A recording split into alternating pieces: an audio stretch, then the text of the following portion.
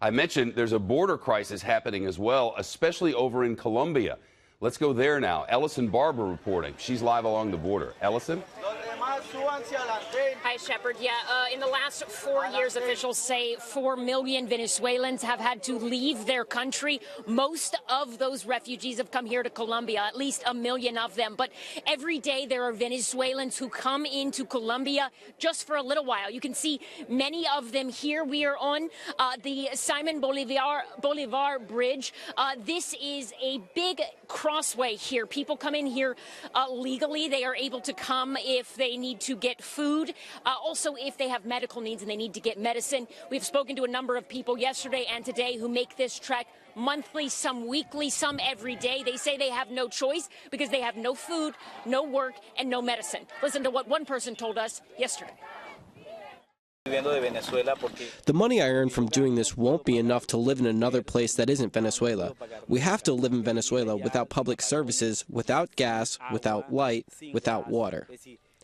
We have to get food in Colombia because there's no food in Venezuela.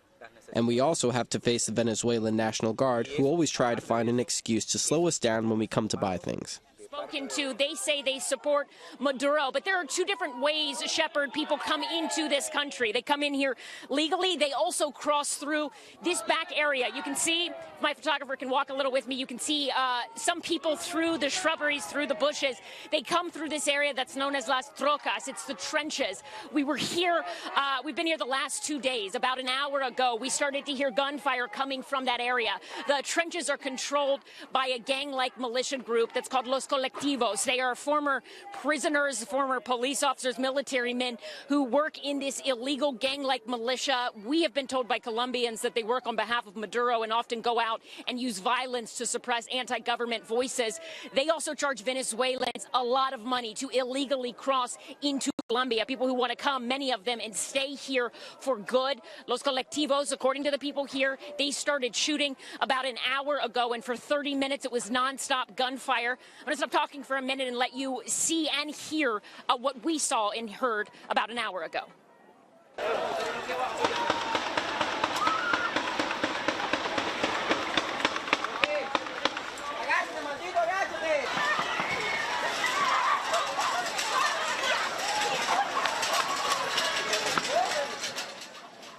People ran, they screamed. There are so many people we see come through here in wheelchairs, people who are clearly sick and who are coming here because they have no choice but to come here to get their medicine. They were all running, screaming in fear for their lives. That's why you can see all the police behind me.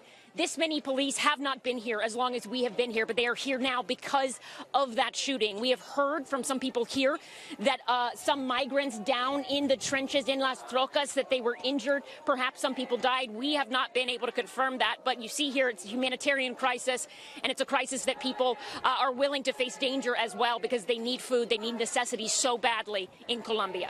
Shepard. Ellison Barber, fantastic reporting from Colombia.